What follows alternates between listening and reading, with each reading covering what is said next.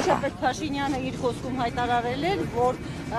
ակնարկել եւ նույնիսկ ուղիղ ասել, որ Անդրանիկ Թևանյանի հետ կապված դեռևս պիտի ձեզանից բացականություն ստանա, թե ով է հարկադրել, որ նրան ընդգրկել առաջադրվողների ցուցակը։ Ուրեմն սաղ ես կարող եմ ասել Անդրան Թևանյանի պես հայրենասեր գրագետ, նվիրյալ, մարդ չկեզնան վաղուց եմ ճանաչում, բայց այս 5 տարի մենք շփում չունեինք, այս 5 տարի ինքը ստեղծել է կուսակցություն, դա բոլորի աչքի առաջ, կարողացել է Երևանի քաղաքապետարանի մասնակցել 15%-ից ավել ձայներ հավաքել իրավականին ունենալով, դրանից հետո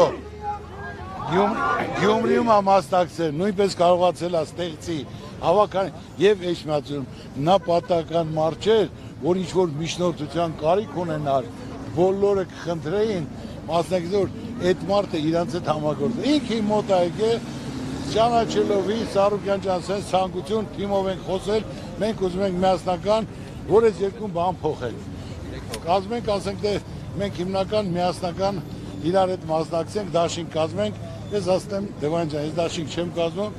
ասած չես էլ կազմում, մենք թիմով պատրաստ ենք, որ միասնական լինենք, որտեղ այսօր մի կուսակցությունը մի մարդը չի կարա սա փոխի։